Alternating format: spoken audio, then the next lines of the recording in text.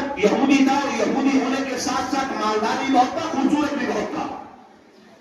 جب حضور نے اپنا پیغام یہود و نصارہ کی طرف بھیجا تو اس نے ایک جملہ جواب میں کہا تھا کہ نحن ابناء اللہ واحبہ، کہ ہمیں کسی اور کی ضرورت نہیں، ہم اللہ کے بیٹے. زور سے بولے معاذ اللہ.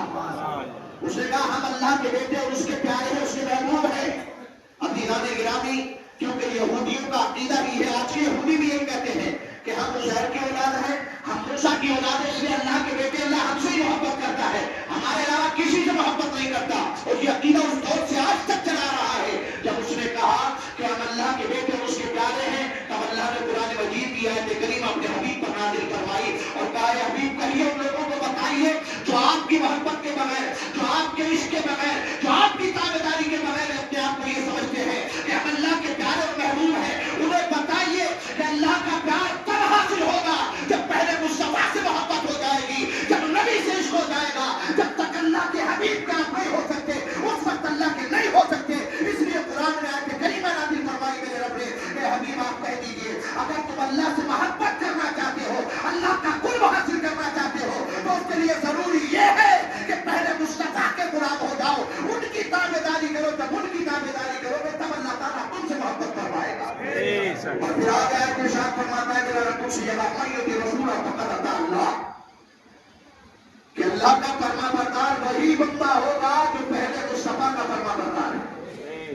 جو نبی کا فرما بردار نہیں وہ اللہ کا فرما بردار ہو ہی نہیں سکتا. عزیزان گرامی، اس لیے اللہ تبارک و تعالیٰ کے پیارے حبیب نے ہمیں فرمایا کس انداز سے، اور ہم صحابہ کی زندگی کو دیکھیں. حضرت ابو محذورہ سرکار کے ایک صحابی ہے. آج لوگ کہتے ہیں کہ کیا ضرورت ہے اور یہ سب شرک ہے، نبی کا وسیلہ لینا اور اس کا وسیلہ لینا. عزیزان گرامی، میں نے صحابہ کی زندگی میں اٹھا کر کے دیکھو، یہ بخاری شریف کی حدیث ہے. حضرت ابو محذورہ کا بچپن ہے، سرکار کی بارگاہ میں حاضر ہوئے جب جنت پڑھ کا دور ہے. آقا کریم صلی اللہ علیہ وسلم نے آپ کے سر پہ محبت سے ہاتھ پھیر دیا.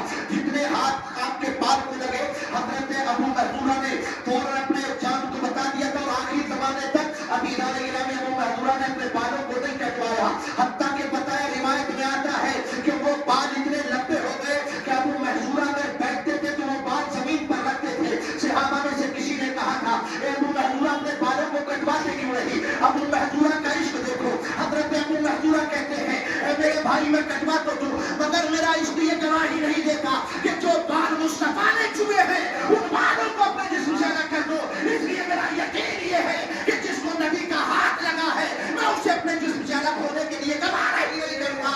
محمد کی محبت دین حق کی شرط عمل ہے، اسی میں ہو اگر خامی تو سب کچھ نامکمل ہے. محمد ہے بتائے عالم و ایجاد